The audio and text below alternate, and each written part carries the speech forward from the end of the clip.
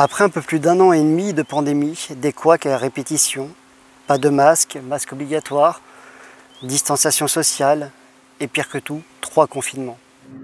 Le coronavirus nous a surpris dans notre vie, notre quotidien. Nous avons subi un premier confinement extrêmement dur, où la vie s'est arrêtée. Nous étions face à un virus que nous ne connaissions pas. Et les yeux rivés devant les chaînes info, nous entendons un gouvernement se contredire. Dans cette vidéo, je ne veux pas revenir dans le passé. Le passé est passé. Et c'est bien cela qui m'inquiète. Car depuis, nos libertés ont été de plus en plus restreintes. L'état d'urgence a été décrété.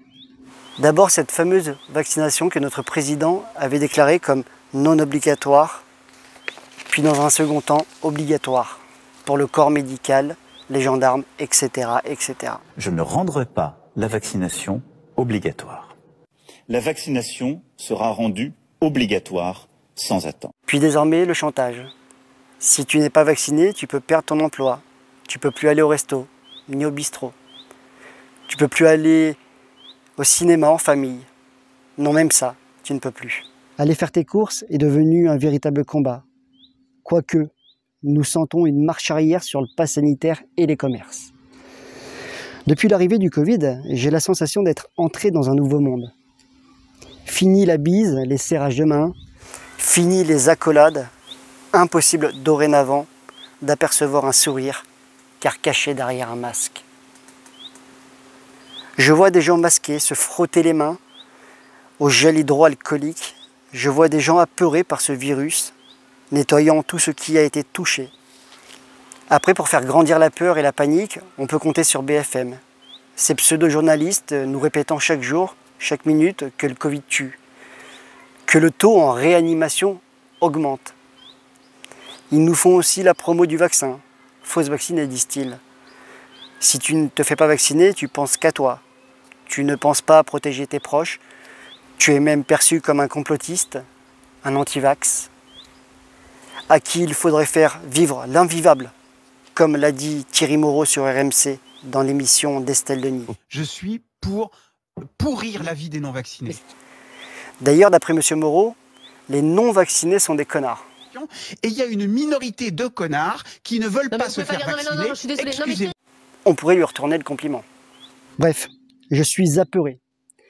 Non pas par le virus, mais pour la liberté de chacun. Nous ne sommes plus libres de se poser des questions sur cette vaccination qui nous est imposée. Et d'ailleurs sur les réseaux sociaux aussi, on nous ferme les portes. Prenons l'exemple de YouTube, qui dans sa nouvelle réglementation stipule que toute contradiction à l'encontre de l'OMS sera sanctionnée et il s'en donne à cœur joie. Le média indépendant en fait les frais. Plus le droit de publier car j'aurais enfreint les règles en interrogeant des citoyens sur ce qu'ils pensent de la vaccination et du pass sanitaire.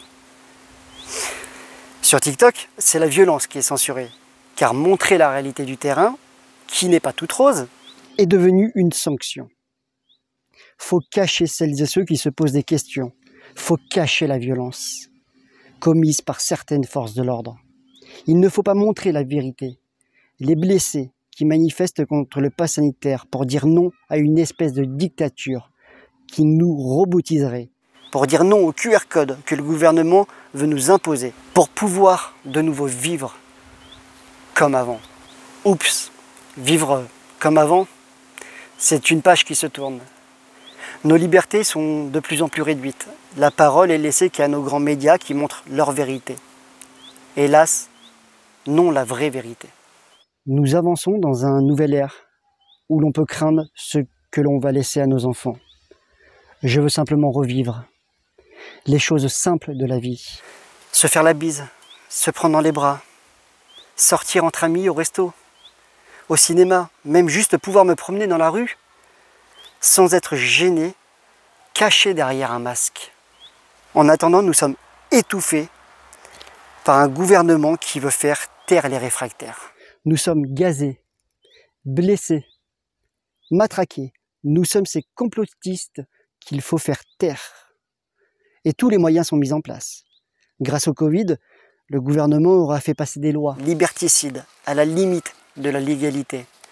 Il aura convaincu une majorité de Français endormis ou dupés par de beaux discours qui se veulent rassurants sur la vaccination et le pass sanitaire.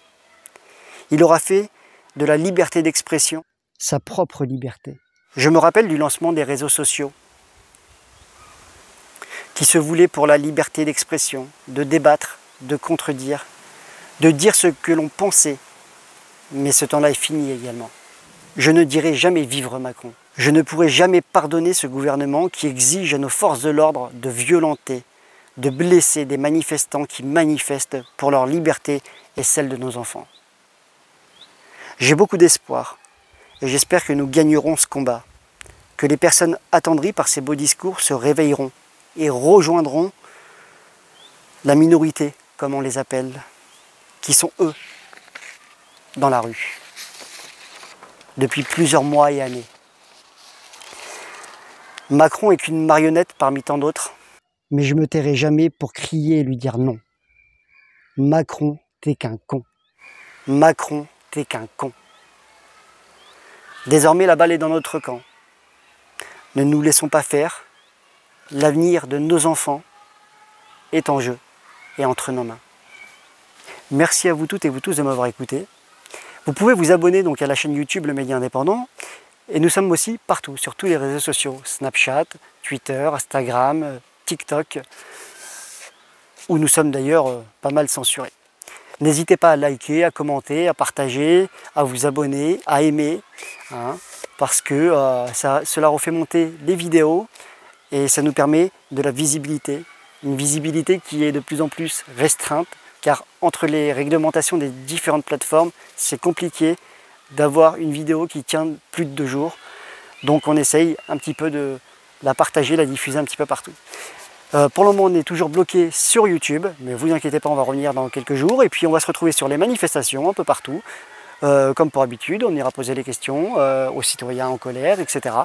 Et puis on filmera les manifs du début jusqu'à la fin pour vous rapporter la vraie vérité. Allez, sur ce, je vous laisse et n'hésitez pas, abonnez-vous. Merci beaucoup. Ciao!